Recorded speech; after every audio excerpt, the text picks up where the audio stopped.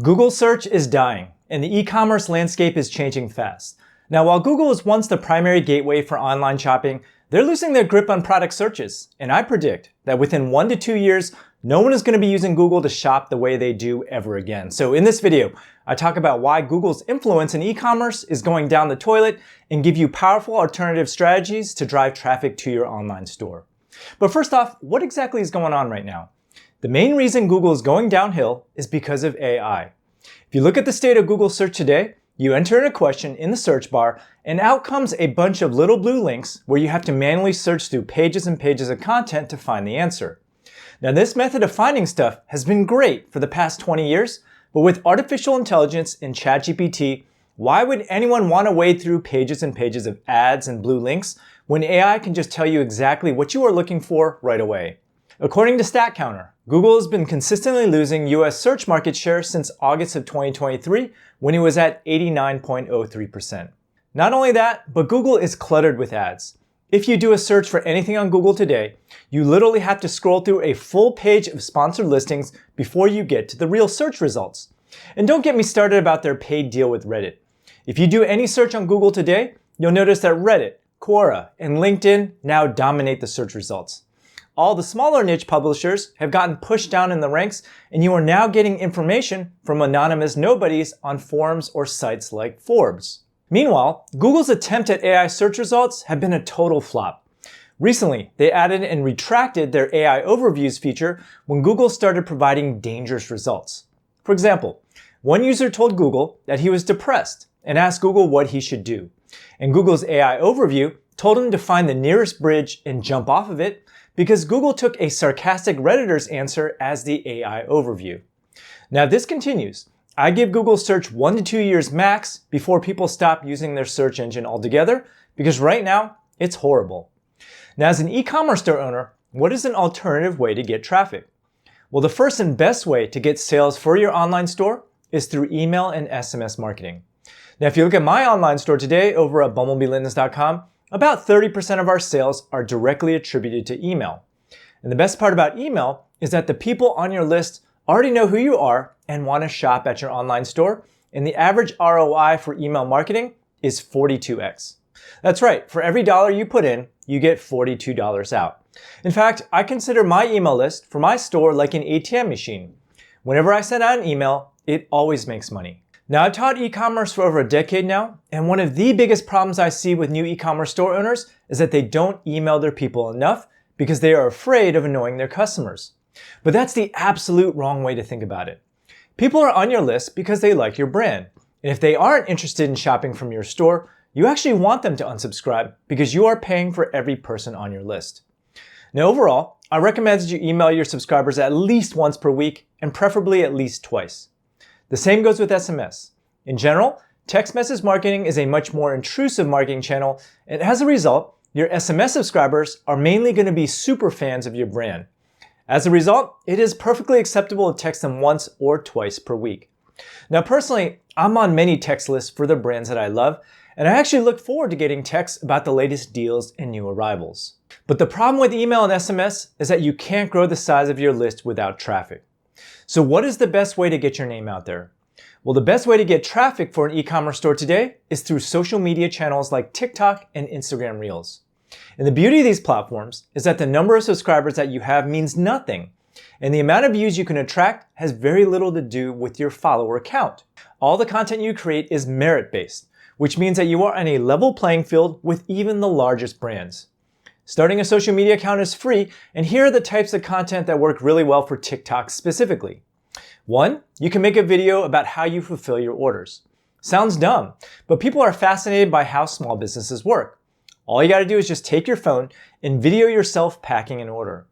You can also tell your origin story as the founder of your company and demonstrate how your product is made.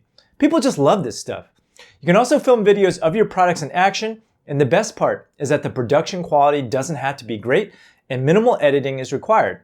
In fact, the videos that work the best on TikTok are ones that look completely unprofessional. For example, my buddy Parth, who runs puprings.com, literally makes videos of his staff fulfilling orders on his phone, and it's his primary sales channel. Now, when it comes to e-commerce, TikTok is especially ahead of the game because social selling is where many transactions are made today. And the beauty of TikTok is that you can experience the product firsthand from someone else's video. And if you see someone you recognize pitching a product, well, chances are you're going to buy that product. TikTok has their own platform called TikTok Shop, where you can easily pay other TikTokers whenever they refer a sale. You can also list your products directly on TikTok and take orders seamlessly. TikTok already has everyone's credit card information, and users can check out without even leaving the video that they're watching. Now, in addition to TikTok, Facebook and Instagram are still incredible channels for traffic and sales if used properly.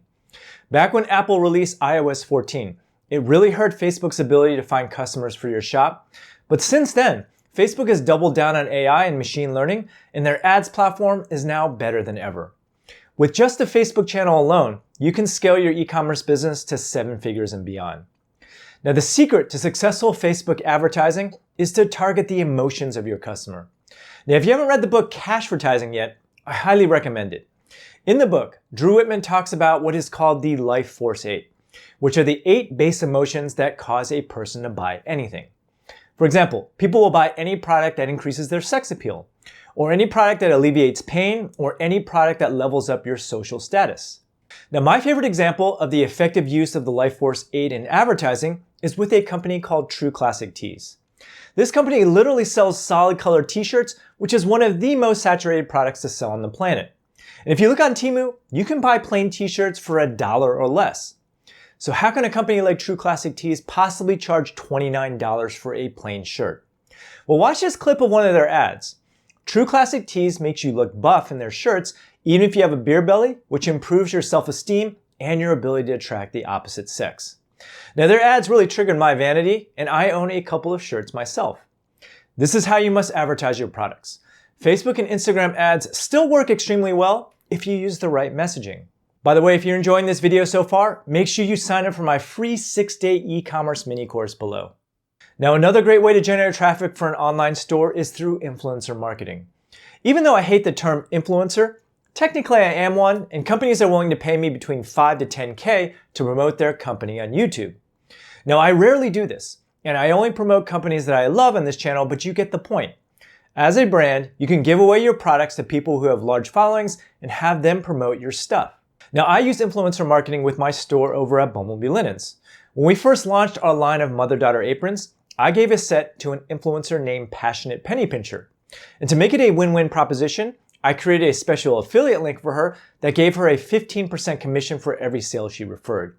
And by posting this video on our Facebook page of millions of users for our custom embroidered mother-daughter aprons, I made thousands of dollars in sales over the course of a couple of days. People just like to buy from people they trust, and you can leverage other people's audiences by offering them a cut of the sale. Another great place to get traffic and sales is through online communities and Facebook groups. For almost every niche you can think of, you can find a Facebook group that caters to it. For example, I once had a teenager named Eric on my podcast who sold opossum pins. You heard that right, opossum pins.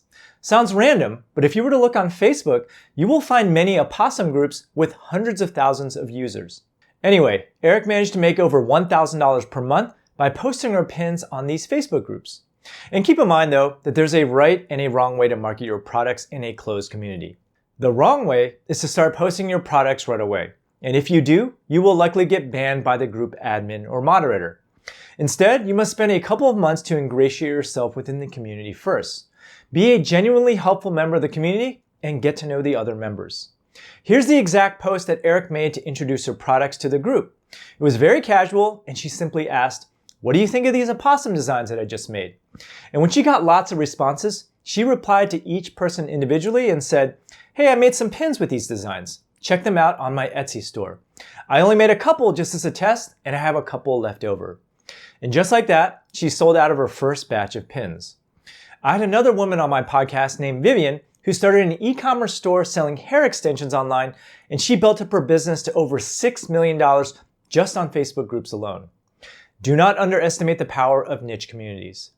And then finally, you can also generate traffic and sales from online marketplaces like Amazon, Etsy, eBay, and Walmart. Now, of the four, I would probably start with Amazon because Amazon owns over 50% of e-commerce in the United States. Now, even though it's getting more expensive to sell on their platform, it's still an excellent place to sell your products because of Amazon FBA. Amazon will handle storage, fulfillment, and even customer service on your behalf for a fee. And recently, Walmart has been investing heavily into e-commerce, and as a result, they've been rapidly gaining market share as well. And if you sell primarily handmade products, give Etsy a shot, and for everything else, eBay is a decent platform for additional sales. Overall though, here's what you need to realize about selling online. Everyone has their favorite places to shop. Some people will only buy from Amazon. Some people prefer to shop at online boutiques, and some people will only buy from Walmart or eBay. The goal with any e-commerce business is to sell on as many different marketplaces as possible to maximize your sales. But one thing's for sure, Google is getting disrupted, and the best way to protect yourself is to diversify your sales channels. Now that you understand what's going on with Google and the best Google alternatives, make sure you watch this video here to learn the exact steps that I would take if I were to start all over.